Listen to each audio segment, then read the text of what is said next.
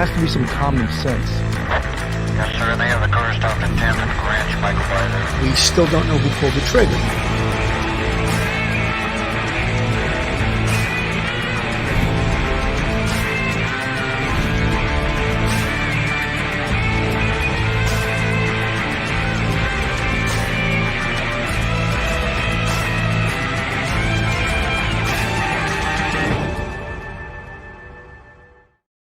Hello, everyone, and welcome to Police Off the Cuff, Real Crime Stories. I'm your host, retired NYPD Sergeant Bill Cannon, 27-year veteran of the NYPD. Folks, tonight we're telling a story a little bit different than what we usually do. And it's a story called Black Sunday.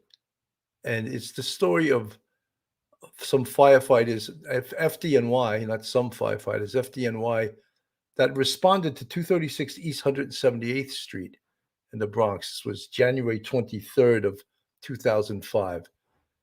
And so many things went wrong. And at the end of this job, 2 New York City firefighters would lose their lives, and another 4 would be seriously injured. And one would succumb to his injuries 6 years later.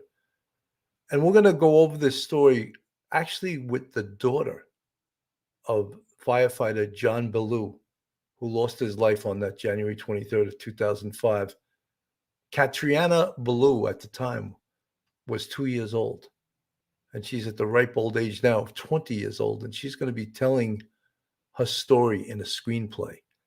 And we're going to attempt to tell parts of this story tonight, and with, of course, the help of Katreana. The New York Times described it as so. It was a day in New York City that no firefighter could forget. 6 of the department's own, battling a blaze in a Bronx apartment building on a brutally cold Sunday in 2005, became trapped on the 4th floor, hemmed in by illegal drywall partitions and unable to find the fire escape. 2 would die after jumping out of the building. 4 others were severely injured, one of whom died 6 years later. On that same day, January 23rd, 2005, another firefighter would die while fighting a house fire in Brooklyn. Those fires, which claimed the lives of Lieutenant Curtis Myron and firefighter John Ballou in the Bronx and firefighter Richard Sclafani in Brooklyn, made that day the deadliest for firefighters in New York City since September 11th, 2001. We're going to get further into the story, but you have the background of the story. With me tonight to help me tell this story is always a crowd favorite actress, mother of 5, a retired attorney, one of my favorite co-hosts, Melanie Little. Melanie, welcome to the show tonight. Thank you, Bill. Thanks for having me. Hi, everybody. It's always great to have you, Melanie. Oh, and of course, we have our guest of honor tonight, who's going to help us. Well, not help. She's going to tell the story for us, and not just tell this story, but tell the story of what she's doing with this story, and in a positive way, to make a negative into a positive. And we'd like to invite to the show right now Katreana Ballou. Welcome to the show, Katreana. Hi. Thank you for having me. Well, we got to know or talk to you a little bit before the show. You're 20 years old now. Wow. I have shoes older than that. And I had to say that. It's one of my favorite lines. And you're a student. You're going to be a senior, or you are a senior at NYU, Mhm. and you're a writer, and you're going to write a screenplay on this story. You want to tell us a little bit about that? Yeah, so I'm a dramatic writing major at NYU, which is screenwriting, TV writing, and playwriting, and I have a production minor. So this is my first feature-length film. I've already written it, actually, so it's an 110-page screenplay right now, which in screenwriting terms, a page equals a minute, so a 110-minute movie. And it's something I've always wanted to write because I've dealt with this for 18 years. So I I'm telling the story of the fire and the court cases that came after it, but mostly it's about my mom and how she dealt with being a single mother of four, all of her kids under the age of 6, and going into how she dealt with the court cases, how she dealt with grief, and also telling the story of one of the surviving firemen, Brendan Cawley. Wow. That's a hell of a lot to cover in 110 pages, right? Yeah, you got to whittle it down. It spans from 2005 to 2010. So you were only 2 when this happened. Hmm. Do you remember anything from when you were 2? No, it's one of those things that it's unfortunate because I don't really have memory of my dad, but I have these pictures that you kind of, when you have pictures, you can almost pretend like it's your memory, and it's almost like I think I remember that moment, but I really don't because I was so young. But my mom loves to tell stories, and I feel like I know him. So Now what kind of that should, I'm sorry, Melanie, that's Go your dad ahead. on Go the ahead, upper Bill. left, right? That's your dad on Hmm. the upper left in this Yeah. picture. For those that are listening, there's a picture of on the screen of 4 firemen. The upper left is our dad, John Ballou. Yeah. Go ahead, Melanie. So what kind of research did you do, Katreana, to write the screenplay? Is it your mom's story? Did you talk to the other firefighters, their families? Whose point of view is the story told from? So the point of view, it's third person, but it follows my mom and Brendan, the surviving firefighter. And a lot of it covers how they became really good friends throughout this process because they were the only people that truly understood each other. So, in order to write this, I began my research by interviewing both of them, like 7 hours of interview footage on my phone. I read every article I could find. I also had the court cases are public record, so I had the court cases like 90-page documents where I was highlighting, finding out like all of the technical terms. And then after I completed it, I had firemen look over it so that, I mean, I'm not a fireman. I don't know every single term. Like something like most people just call it a fire truck. It's a rig. It's not a fire truck. So a lot of it was firsthand account that I used to research it. And then also when I was younger, one of my aunts had compiled every single newspaper clipping she could find about the fire, and she put it in a folder and was like, one day when they're older, they will want to look through this. And it was the first time I looked at it ever since I was 2.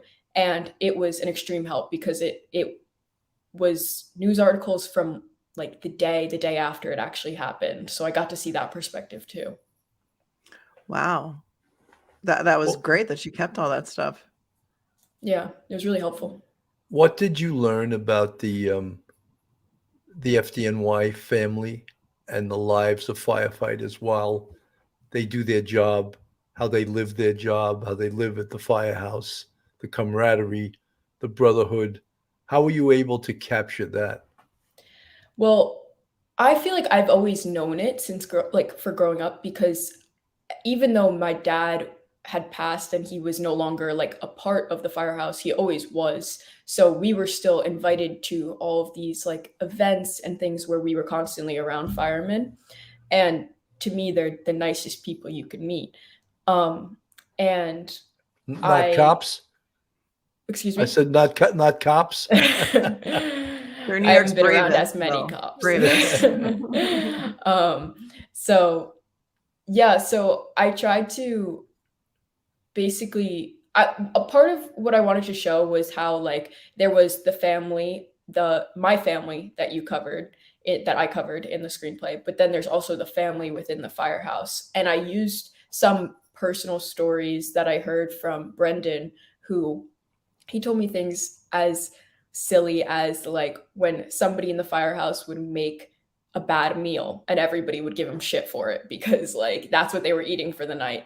And it was just like little things where I feel like the little details about their day to day kind of make you really like appreciate the profession more.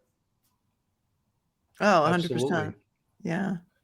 We always would pine about that on the police department, that we weren't as close, like cops weren't as close as firemen, and the brotherhood wasn't as strong in the police department as it was in the fire department. I think it has a lot to do with the fact that uh, firemen really live together. Mm-hmm. You know, they do these 24-hour tours, and they stay over a couple of nights a week or whatever, and then they have off 4 or 5 days. Whereas the police department, you go into work, and unless you're a big collar guy, you go home that day. You know, but there is a level of camaraderie on the police department, a high level, but not. I don't think as high as the fire department, for those reasons. Mm-hmm. Yeah, no, they all, even, I mean, the day of my dad's fire, he wasn't even supposed to be there that day, that morning, because he was supposed to have gone home already, but there was a blizzard. So everybody in the fire department knew that the other firemen who were taking over their shift couldn't come in. So they stayed on longer than the 24 hours that they were supposed to be working. But that's just kind of in the fire department, that's just what you do. Like, that's like, you're going to help out these people, and then they're going to help you out next week when you need to go to something for your kid or like something for your wife. So it's very, they just all are very helpful people in their job and kind of outside their job as well. Yeah, I think there's a certain Absolutely. level of dedication there that you don't see in a lot of other professions, really. I mean, it's just above and beyond. I mean, you could say that about the police department as well, but I think there's something about firefighters and FDNY in particular that is just really next level when it comes to, that kind of stuff, reliability. They're always the best friends to have around when you're somewhere, because they know where all the exits are. They know how to get you out safely, and they're always one step ahead and planning just in case something happens. Those are the guys and girls that you want around. So I hear what you're saying. I want to play. This is the video from your website, and I want to play this so everyone can get an idea of what you're looking to do.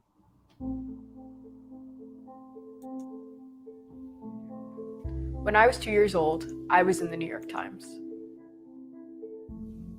My father was a New York City firefighter who was killed in the line of duty on an infamous day known as Black Sunday. January 23rd, 2005. The day an unwelcome spotlight was immediately focused on my family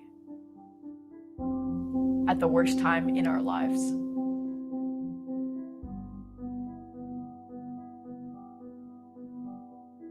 That tragic day began like any other for my dad, John Ballou, a father of 4 from Pearl River, New York.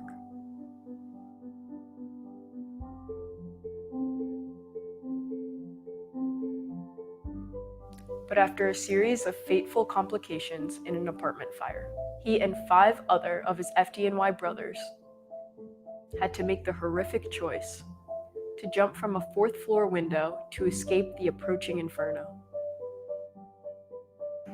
My mom, my 3 siblings, and I, as well as the other surviving men who jumped for their lives,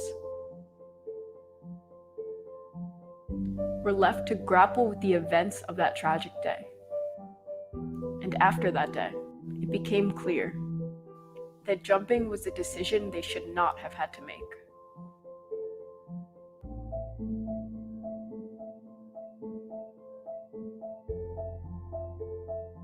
Now, 18 years later, my screenplay about Black Sunday will tell the story of the heroic acts and difficult choices of these men, and the circumstances and injustices that stole their lives.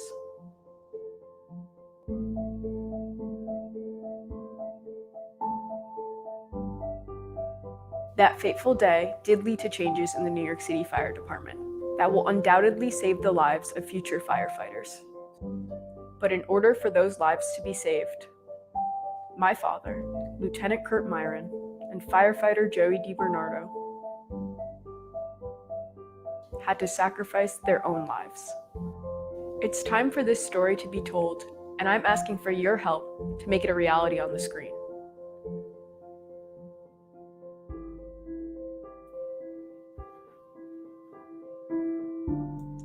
So, folks, if you want to reach out, you can Black Sunday Trial by Fire. You can go on this website. Let me continue to play it. There's the contact number for Katreana, and you can contact her and contribute to this very much worthy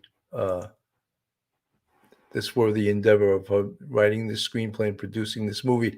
I saw in the chat you have some firefighters already volunteering to be actors. You got to ask them, what kind of experience do you have other than playing a real life firefighter, right? But that's important. So, I mean, very, very touching video. How is the fundraising going for this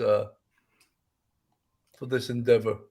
It's gone even like way beyond what I was expecting. So we've been selling these hats that we first sold at we have a scholarship foundation in my dad's name, and we originally would sell them just in order to raise money for that. And we had so many people asking us to bring back the hats, so we were like, why not sell them to like help raise for the earlier costs of developing my screenplay, which is in the form of like submitting to film festivals, submitting to screenplay competitions, talking to entertainment attorneys, things like that.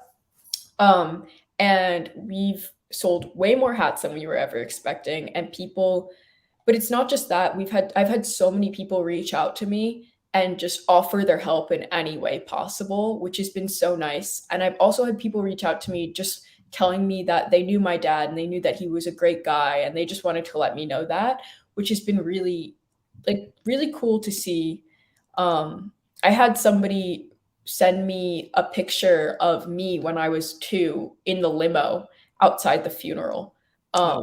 And it was interesting because a few weeks before that, my mom was looking for the picture and she could not find it anywhere. And this guy just emailed me and he was like, "Oh, I used to do photography for the FDNY. Like, this is you when you were 2." And it's my face with like a little pink bow sticking out of the top of like a rolled down window at the funeral with my sister. And it was just really cool to see. Now there's 4 of you. You're 4 Blues. Mm-hmm. And how are the rest of your siblings? How has So everyone dealt with this? they are all. My mom did a really good job, I think, of making sure that we like had all of the help that we needed in dealing with this, but also like doing it at our own pace. And I think if I tried to write this screenplay 4 years ago, I wouldn't have tried to write it 4 years ago. I don't think I was mentally there for that yet. I think it would have been way too emotional for me. But now I've really dealt with it and I'm like able to talk about it openly. And I think we're all at like different stages of that. But we all are very like we all love to like honor his memory. Like every year on his birthday, we do specific things. On Father's Day, we like celebrate in a certain way. And like it's just something that my mom's made sure that none of us forget. Like, this is your dad, even though this was 18 years ago. Like, this person like is half of you basically. Absolutely. How about your brothers and sisters? How are they doing with this? I think they're very excited to see what I've made of it. And I think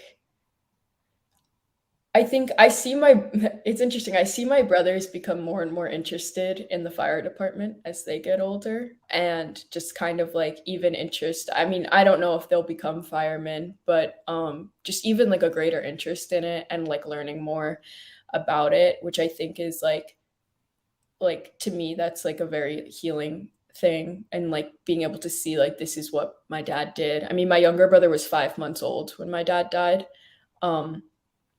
So he was an infant.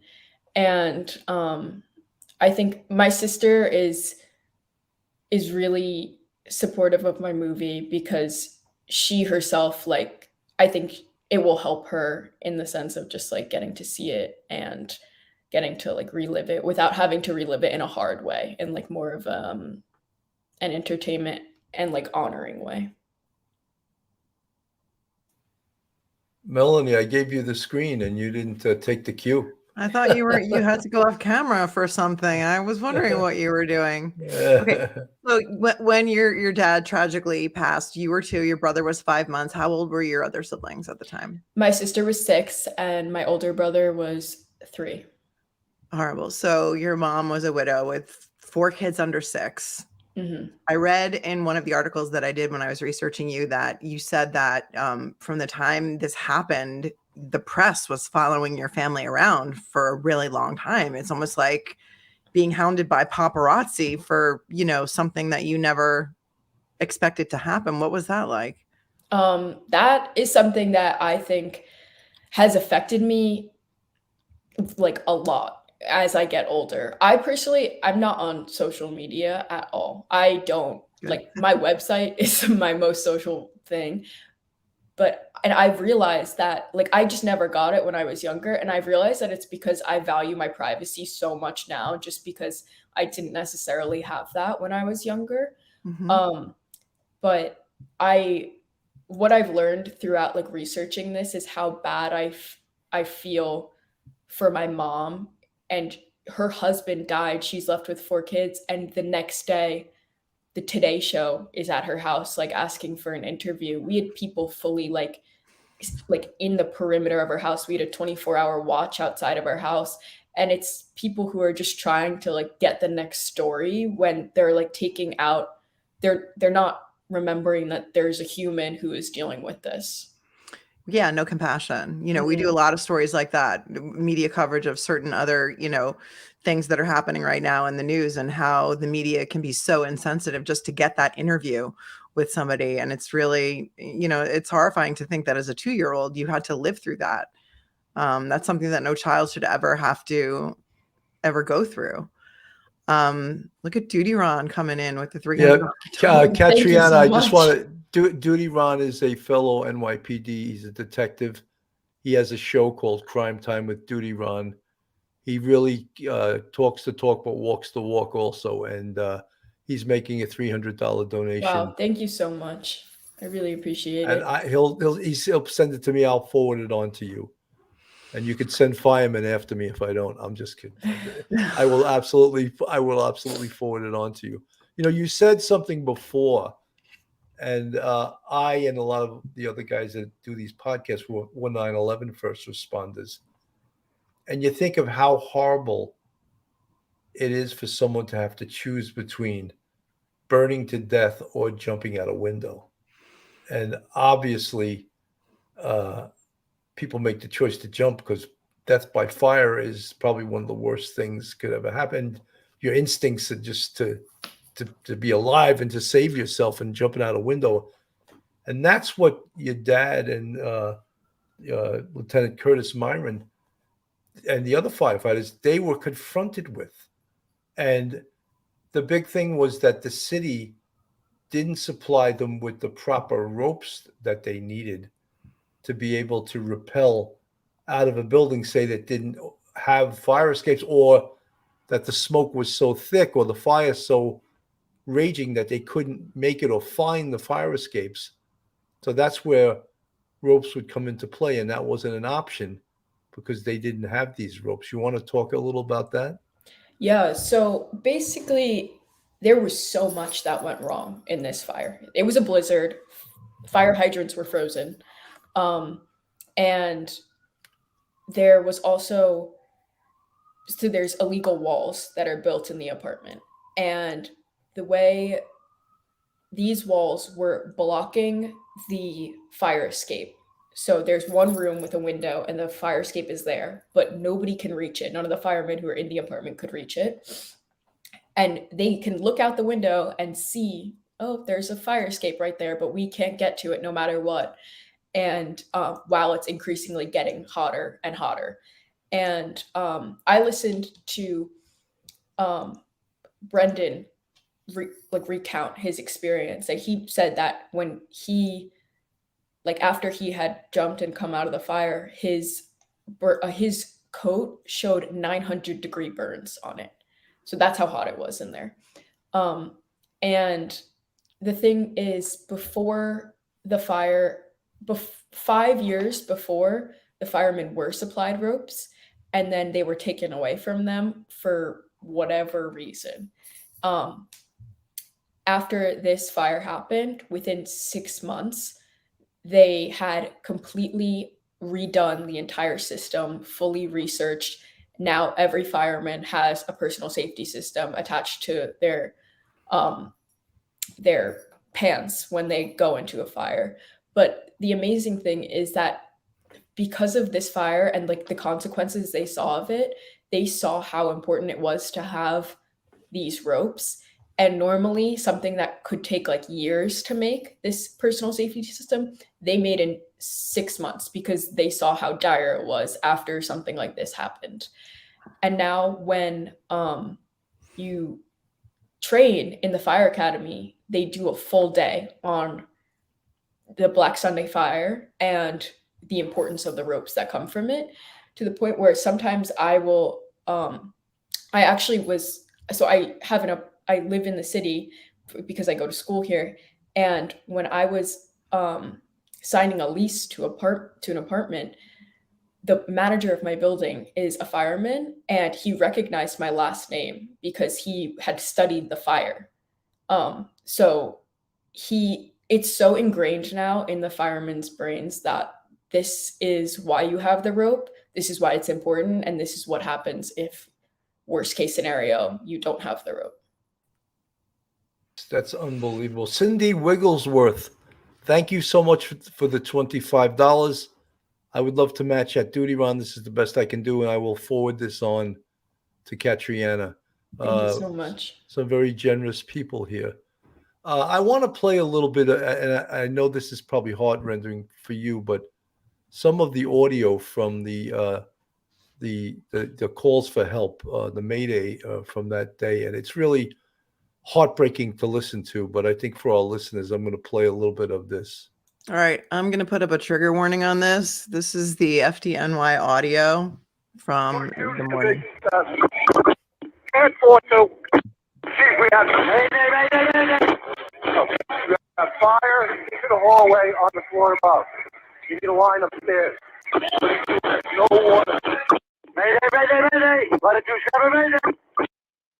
You gotta get a hole in the roof before the steel blows down on everybody. Division 7 to the Mayday message. Ken, who's the Mayday? The member from 27 Bronx, he's out of here. So mask has been lowered to him and there's a member with him. But we need to get a hole in the roof. Go up another, or come back at half an inch. Let's join. Hold up on the windows. Hold up on the windows. We got people on the front fire escape. If it's 1-7, all units on the roof. Back out to the stairway. Back out to the stairway. It's out the windows on the top floor.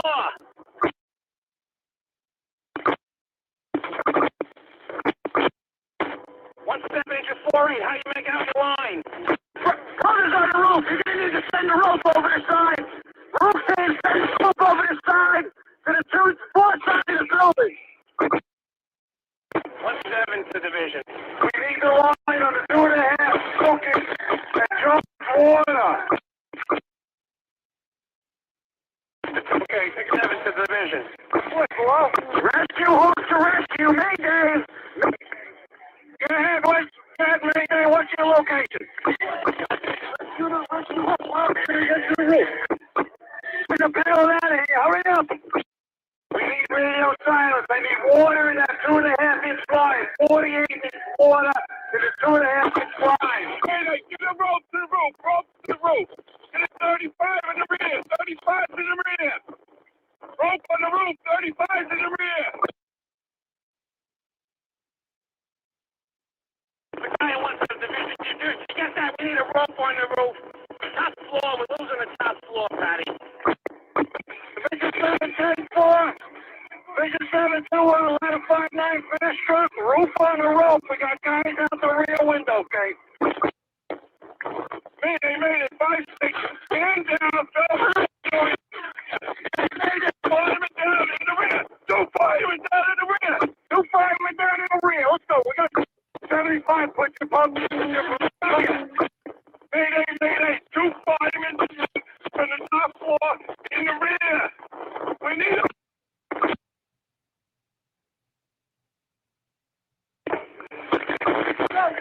Put my brother in the... Oh, man. Now for,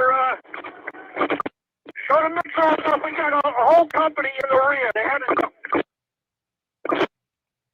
Throw hands now. We got 6 guys now. And if you don't throw, you got it.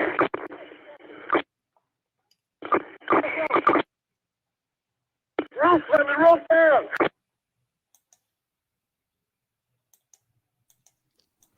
Very tough to listen to. I think the audience gets the idea. I guess with the fire department, Mayday is the equivalent of the police department's 1013. Which is officer needs assistance, and you never want to hear that, and you never want to hear Mayday in the fire department, obviously. But when you do hear that, you always count on the fact that you're going to get help. But in this instance, it was.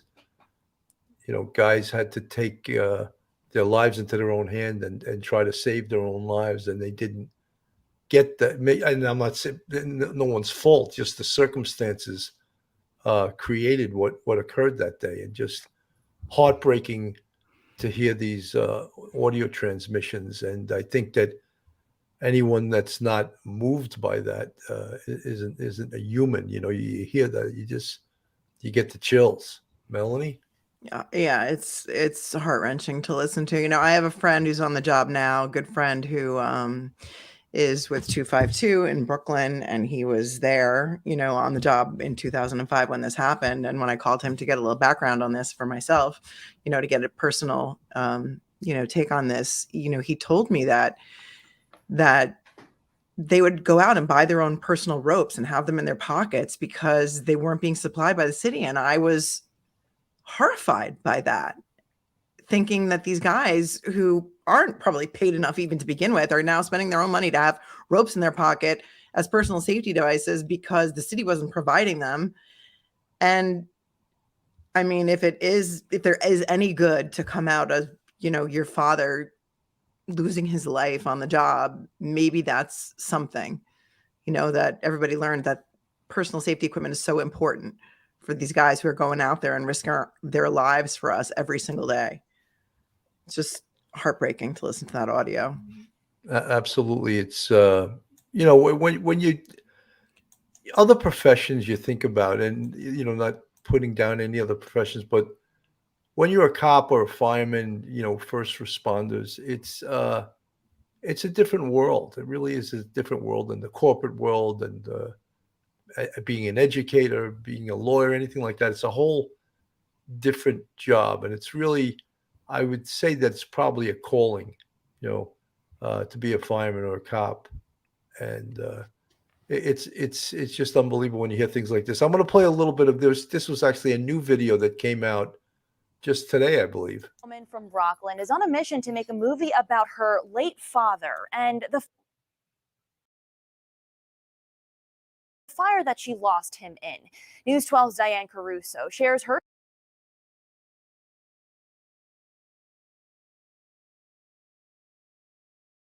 story from Pearl River. It's cutting in and out, guys.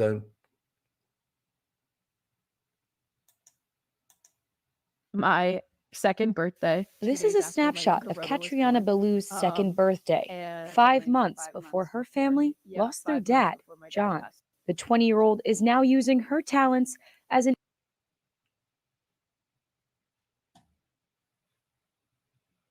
NYU dramatic writing student to hopefully capture her FDNY father and others through a movie lens. In a weird way, I thought it was going to be a lot harder than it was. I thought it was going to be really emotional. My screenplay about Black Sunday. This is a trailer for the Pearl River Woman's Well, we saw the trailer earlier, 100 and plus page screenplay called Black Sunday Trial by Fire. It's based off a Bronx fire in January 2005 that killed her dad, Lieutenant John Ballou, as well as well, we know the story. I'm not gonna replay it.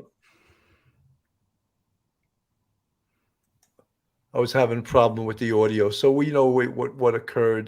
They're just recounting that. I think it's a great tribute to you that you're getting this message out there.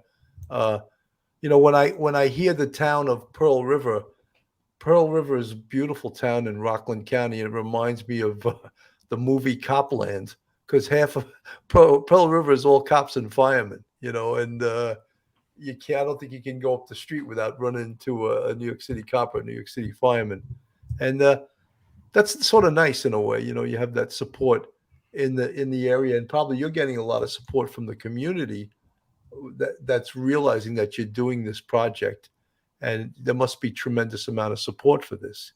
What do you think, Katreana? My town, I mean, its nickname is the town of friendly people, but it's all cops and firemen. All my friends' parents are cops, firemen, or teachers, and everybody's been so supportive. I've gotten, because I can see when people order hats where the hats come from. So I see like, oh, Pearl River. And a lot of my old teachers in high school actually have like gotten wind of it and have been super supportive about it. But yeah, it's a great town. Everybody really just wants the people from it to succeed. That's tremendous. Comments, Melanie? I don't know. I just, it's such a tragic story, but I guess we're going to try and keep this not so sad. I did learn from reading some of the articles that your mom found out about the fire by turning on the 9 o'clock news that morning. Is that something that you put in the screenplay? That's just heartbreaking as well. My screenplay, about the first 20 pages, say, up until the fire, is exactly what happened on that day, like word, like moment for moment what happened. My mom gave me extremely vivid accounts of it. My mom was always worried about my dad as a fireman. When she met him, he was working on Wall Street and he just didn't feel fulfilled by the job and so he took the test, and she was like, oh, like, can you hold off? I don't want you to go to the academy yet. Like, it's just unsafe. And then my dad just really like felt the need. Like, it was something he had to do. Like you said, a calling. And so she was always worried about him before anything bad had ever happened. And she kind of, in a way, almost immediately knew something was wrong. She watched on the news, and she was calling the firehouse being like, can you tell me what's going on? But at the same time, she was also kind of in disbelief. And she says this all the time, but she was basically told by my dad before he passed that if something seriously wrong is happening, they will come and get you from your house. So she was looking out the window, waiting to see, is somebody coming to get me? I know that like my husband's at this fire where people are going out the window, but it was a blizzard, so nobody was coming to get her. And eventually one of my dad's friends, who was a fireman, came and picked my mom up. And she assumed nothing was that bad. And she knew that he was injured. She didn't know how injured. So they were driving to the hospital, crossing the GW bridge, and police cars pulled out to escort them. And she was like, oh, like, watch out, there's police. And then she was like, wait, is this an escort? Like, something is seriously wrong. And that's how she found out. People were so hesitant to tell her how serious the situation was, until she showed up at the hospital, and there was 500 firemen in the lobby, the waiting room of the hospital. And my dad was still alive when he was at the hospital. The doctor told her that when she walked into the hospital, he went into arrest, and they got him back as soon as she walked into the hospital. And then he ended up passing a few hours later. Wow. And Mayor Bloomberg was there as well, wasn't he, in the hospital? Yeah. Yeah. Katreana, we got some more donations coming in. Phil Grimaldi, who's actually a retired NYPD detective. He's a co-host of this show. He just lost his brother-in-law, and in his name, he wants to donate $200. Wow, thank you so In much. the name of and I'm sorry for your Sergio De loss. Leon, passed 10 days ago. Katrina, you're a tremendous role model to all young adults. That's great. Thank you. Also, $50 from Holly A. Hill, just with the note, hope this helps. Holly, thank you so much. That's tremendous. I got to keep track of this. Let me write it down. It looks like, Cannon, you shorted me. No, I wouldn't do that. Somebody have to break your knee down. I wouldn't do that. People say, how much was that? Let me play a little short video here, and then we'll get back. Action from a father who wants to make fighting fires safer. His son is one of the firefighters who died following the massive 2005 Bronx fire called Black Sunday. Lieutenant Joseph DiBernardo, one of 6 firefighters jumping out of a window after being trapped inside without a personal safety system. We don't want to see another fireman have to make a decision to burn to death or jump out a window. CBS 2 spoke to a volunteer firefighter who remembers that life or death situation. Not having the proper equipment is just mind-blowing. And then being in that situation, what do? You jump out of the window. 2 firemen killed in that January fire. DiBernardo undergoing many surgeries after. He died years later overdosing on painkillers. Well, first of all, that day should have never happened. So now this father is fundraising to get personal safety systems for firefighters all around the country. The fundraiser will take place at this volleyball court on Thursday to raise money to get that safety equipment their brothers and sisters say they need. CBS 2 reached out to FDNY for comment. They say New York City firefighters now are equipped with personal safety systems, and some have been using that equipment to escape fires since that Black Sunday. On Long Island, Crystal Bowie.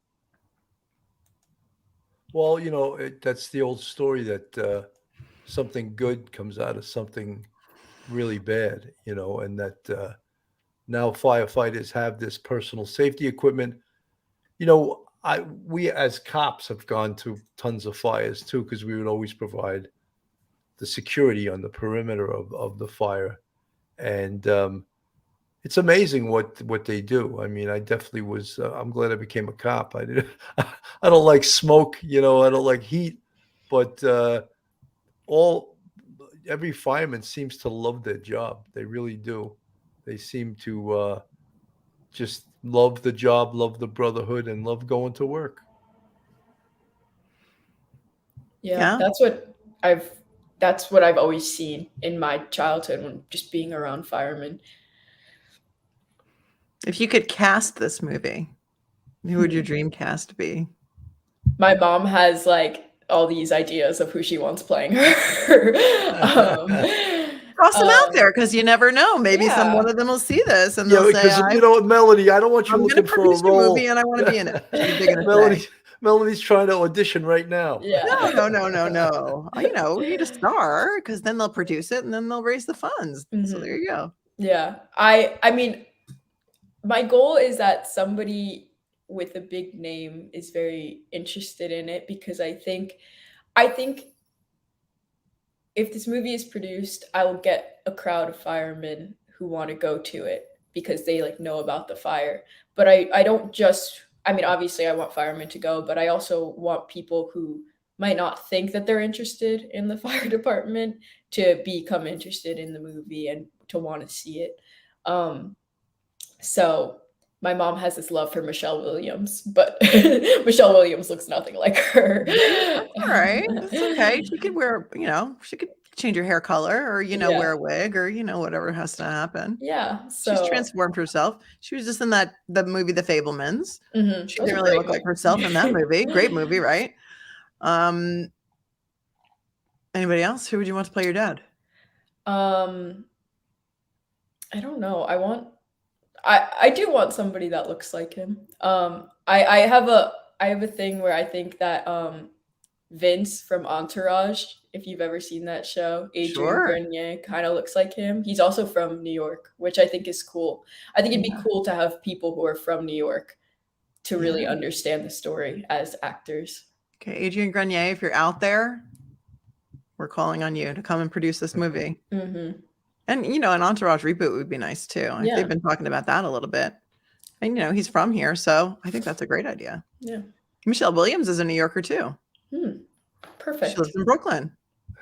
Right? Katreana, Great let's talk a little bit about, and I'm sorry to interrupt you, Melanie, but I had to get this out. Well, it's trying to still lighten in it my up a train little of bit. thought. Let's talk about the criminality of this fire. And there were 3 people arrested. I believe it was because they had broken up these apartments into these, which we've seen a million times, even as cops. We call them SROs, single room occupancy. And they may take an apartment that's meant to be a 2 or 3 bedroom and break it up into 12 apartments, 12 little rooms, you know, which is totally illegal. And in situations like this, look what it caused. It caused them not knowing where the hell they were because there was no clear delineation of rooms and where this walls began and walls ended because it was all illegal. Let's talk about that a little bit. Yeah. So so basically my dad was on the floor above the fire. He wasn't on the floor that the fire started in. But the smoke rose up the floor, the heat rose, and the fire eventually rose to the floor that he was on. So both the floor below where the actual fire was and the floor that he was on were illegally divided apartments. And the walls were made of very crappy material, essentially. And because there was no outlet in one of the fake rooms, they ran electrical wires through basically the wall to the other fake room, and there was a space heater that essentially ignited the wall, and this started the big fire. And so those 2 people, both the floor above and the floor below, who lived in these apartments, were charged. However, if you look into what kind of came of it, it took 5 years to go to trial. And in the end, nobody was held accountable for it, even though everybody thought that it was a very cut and dry case or maybe not everybody, but the people who had experienced the fire themselves to them, it was so cut and dry. These people did something illegal that cost 2 men their lives. They should be held accountable, but it didn't work out that way. But the civil suit, and I'm looking at the New York Times report from February 2016, that the civil suit, the settlement was for $183 million. Well, that was the verdict. That was the jury verdict in the Bronx. Right. And most was paid by the city, but a portion was paid by the building's owner. And what did that turn out to be once the smoke had cleared and it was decided how much was going to be distributed? So it was different for every person. This is kind of where the press comes into play, where they kind of twist things. So if you Google my name, it says I have $183 million, but that's not true. And that's something that's really hard also when you're in high school and people want to gossip about your family and these news articles are coming out that your family's in court, winning millions of dollars. So it ended up every single family and firemen, because it was some just individual firemen, got things different. So I can't speak to what other people got, but it wasn't that much. Yeah, the jury it was one of the largest jury verdicts for its time. I think it may still stand as the largest verdict in the Bronx, which it was $183 million, but the case subsequently settled for less money than that. That's important to understand, that just because the jury awards you $183 million doesn't mean that that's what you're ever going to see or collect, or, and that's where this is so misconstrued in the press, because the case was against the city of New York. And the landlord, and eventually the case settled for a lot less money. And it's horrible that nobody could be criminally prosecuted. I mean, that's really, Yeah. Sometimes it just doesn't feel like, yes, you win money, but that doesn't feel, it doesn't feel earned. It just there's no feels, amount of money that is ever yeah, you'd worth still losing rather your have father, your ever. husband, your father alive No. than have money from a court. Absolutely.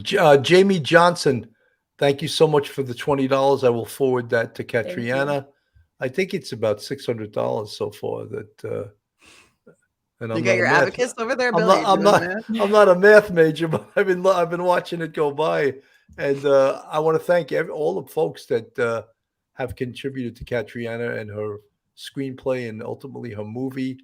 This is an important story that really needs to be told. It's a New York story, and I read also the city was upset that they got hit with the bulk of the civil suit. They felt it was more of the building's owner.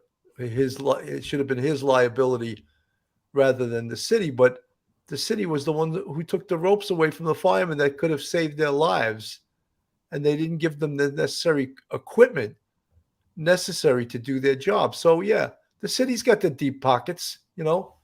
Whenever they have to come up with money, miraculously they come up with money. So this is a worthwhile cause, a worthwhile civil lawsuit. And again, as you say, it can never replace your dad's life or Lieutenant Curtis Myron's life or his family's the loss of it. So no amount of money is going to replace that. So they can argue. I think it was the New York City Law Department.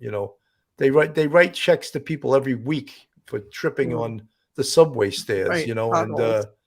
potholes and all of that stuff. So when something serious like this happens, they absolutely can then part with it. Now, Katreana, where do we go from here? So where I'm at currently in the process is I am submitting to different film festivals and screenplay competitions to see if I qualify for any awards or like grants even. And also just to get credibility to my screenplay and then to hopefully connect with different producers, basically anybody in the film industry, producers, directors, actors, to get people interested, because the more people interested with good connections, the more likely it is to get produced. And the film industry is one where it can take many, many years to get things produced. So I'm hoping that with my website, by beginning the promotion myself, I can kind of speed up that process and show how many people might be interested in actually seeing something like this so that the story can be made. That's wonderful. I think there's going to be a lot of interest in the story. It's not just a story about the FDNY in New York. It's a love story. It's a story about family. It's a story about brotherhood. I mean, it's maybe it's a feel good story in the end. It's something that the world desperately needs, and I hope that movie making is expensive. So let's hope we can help you raise some funds to get this thing made. What do you say, Bill? Yeah, no, absolutely. But I think the most important thing is to shine a light on it and to let people know, like you just had with your website, you just had the News 12 do a story on you, and our show. Hopefully, we'll get a lot of people to watch this show and contribute to your website and just find out about this story and keep this story alive, and hopefully get this story made in Hollywood or even how about even on as a play? Would you consider that? I mean, they can be both. You can make it as a movie and you can do it as a play also. Yeah, it's a pretty large story, which is why I wrote it in in a film format, because I've done playwriting in the past as well. And so I just want this story out there. So any way we can do it. No, it's an important story, and of course, it's so personal to you. It's your dad, for your mom, for your brothers and sisters, for the town of Pearl River, for the FDNY. All these people they're counting on you. They're counting on you to get this out there. And I'm sure your mom's really proud of you, and your brothers and sisters are proud of you for shining a light on this. It's so important. Melanie? If you could say something to your dad right now, what would you say to him? I would just, I mean, I personally see him and get signs from him. My whole family does. So I guess just thank you for being here my entire life, even if you weren't here. I bet he's really, really proud of you. Amazing. It's amazing. Well, I think we pretty much covered this story, and I'm just want to let you know, Katreana, I'm happy to meet you. It's been a real pleasure to present this story on Police Off the Cuff, even though it's really not what we usually do. It's not a real crime story, but it's an important story, and I feel somewhat of a brotherhood with at the FDNY. You know, I worked in New York City. I responded to 9/11 with a lot of firefighters, and you know, we worked with firefighters throughout my whole police career, as most cops. You know, most cops have family members that are firemen, you know, or they know firemen. They're good friends with firemen, you know, and so it's a small world we live in. Melanie, final words? Look, I think it's a New York story. I think it's a beautiful story. I'm sure your family is so proud of you for being able to tell your story in a way that is going to touch a lot of people. And I'd love to read it. I'd love to read the screenplay if you want to pass it along. Congratulations. And I hope you really get it made. And you seem like a tenacious and really intelligent young woman. And I'm sure your father is just smiling, looking down on you right now. Thank you. Katreana, I'm going to give you the final words. Final words. Check out www.johnblue.com.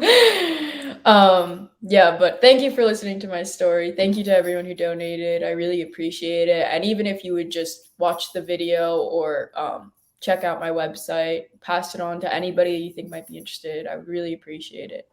Thank you. That's great. Guys, in the chat, I listed the address for Katreana's website, her email. All of that is in the chat, so you don't have to go searching for it. But if you didn't find it in the chat, you could just search Black Sunday, Katreana Ballou, and you'll come right to her website, and everything there will be available to you. All you Police Off the Cuff fans, thank you so much for tuning in tonight. This is a really great story. Have a great night, and God bless, and thanks for tuning in. Night, everyone. One episode just ain't enough.